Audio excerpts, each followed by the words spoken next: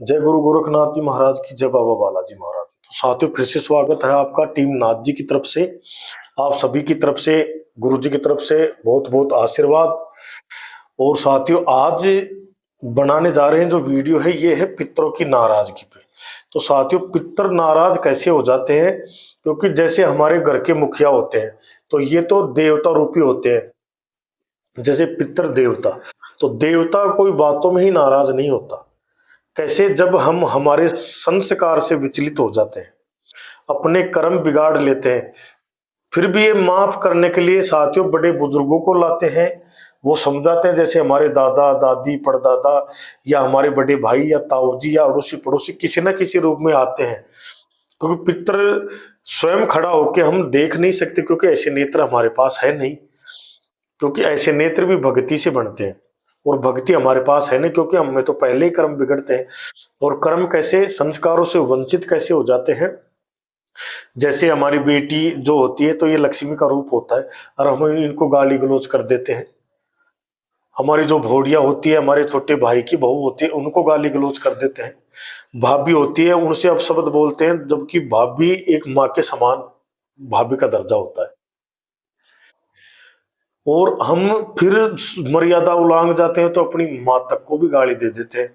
शराब पीना, बीड़ी सिगरेट पीना, मांस करना, मांस खाना, गलत संगत में बैठना, समय से उठना नहीं, देर तक जागना। क्यों? शराब पी के दोस्तों के पास या तो झगड़ा करेगा, या कुट कुट के आएगा, या फिर पिट के आएगा, इस तरीके से।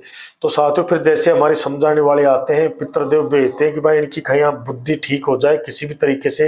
अगर इसकी बुद्धि ठीक होती है तो समझाते हैं। तो उनके रूप में वो आते हैं, वो कहते हैं बेटा ऐसे मत बोल, ये तेरी बेटी है, ये बहन है, अरे किसकी बेटी है ऐसे। तो साथियों, उनका भी वो अपमान कर देते हैं।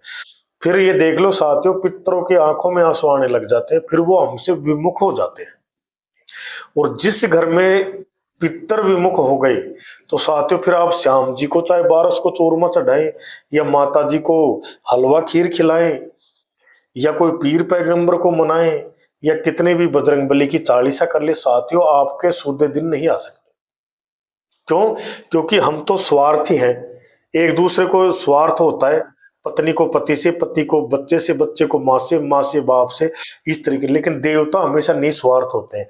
देवता वो ही सीडी बाई सीडी चलते हैं, क्योंकि जिस घर का पितृ विमुख है, तो वे जानते हैं कि यार ये अपने ही देवता को खुश नहीं रखता, हमें क्या करेगा।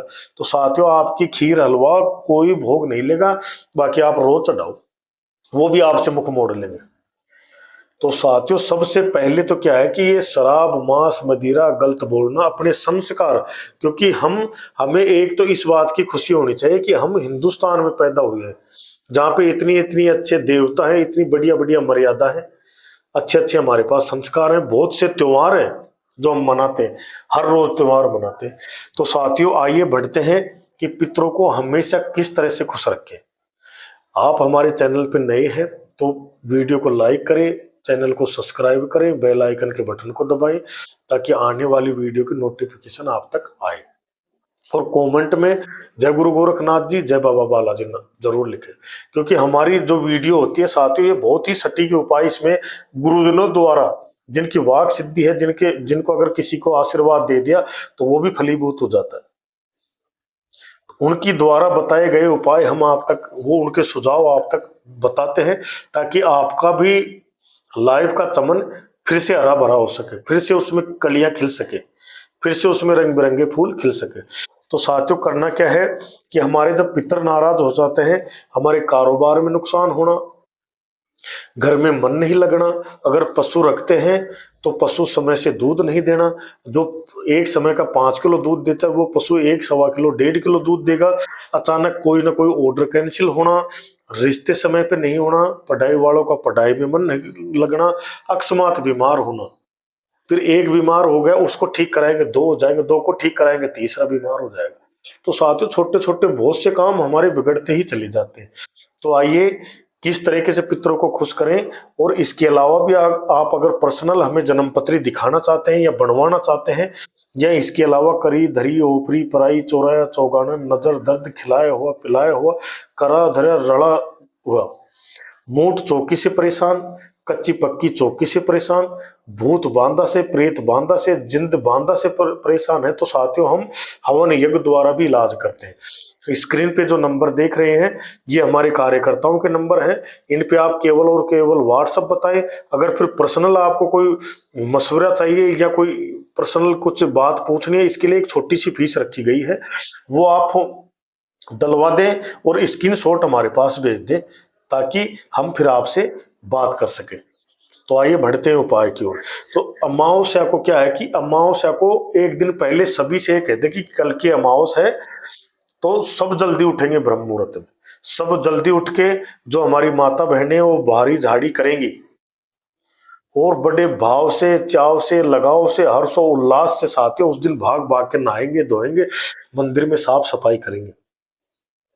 और जो हमारी घर की मुखिया है उस दिन वो भोजन बनाए, अगर भोजन बनाने में सक्षम है तो। और बालों का विशेष ध्यान रखें और अपने मस्तिष्क पे तिलक विलक लगाएं और फिर बढ़िया साफ सफाई से जो बर्तन धुले हैं उनको फिर से जल से एक बार फिर से धो ले और उसके बाद साथियों भोजन बनाएं। अच्छा, भोजन में आप कुछ भी बना सकते हैं श्रद्धा अनुसार, लेकिन उजला बनाना जरूरी है। जैसे हलवा बना लिया और भी अच्छे अच्छे पकवान, लेकिन उसमें उजला क्या, जैसे चावल, जैसे मीठे चावल या खुले चावल या फिर खीर, इस तरीके का बनाना बहुत ही जरूरी है।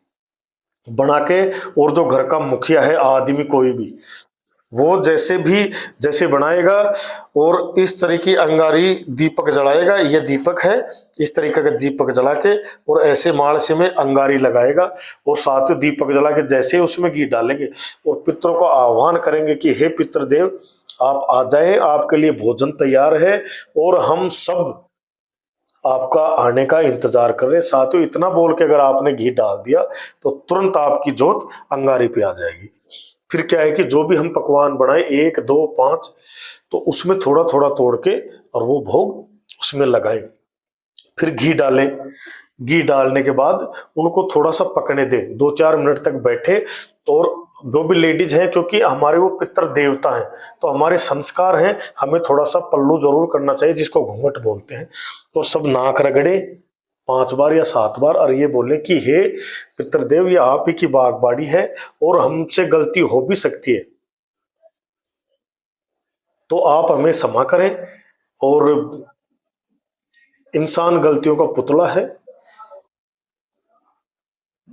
तो इस तरीके से आप उनको मनाएंगे और भोग लगाएंगे। भोग जैसे पकता है तो साथियों जल लेके इधर और उधर जल का आचमन कराएंगे। आचमन कराने के बाद गलतियों की हम क्षमा मांग लेंगे और बोलेंगे कि आप हम पे कृपा बरसाए रखना, ये जो बागबाड़ी है ये सदा हरी भरी रहे। इतना बोल के साथियों फिर आप वहां से उठ जाएं और जो भोग लगाया हुआ जो पात्र में बच गया सामान उसको क्या करना है, डुलती हुई गऊ, जैसे आप भी गऊ पालते हैं उसको नहीं, जो गऊ डुलती है उसको, अगर गऊ नहीं मिले तो फिर आप अपनी गऊ को वो दे सकते हैं।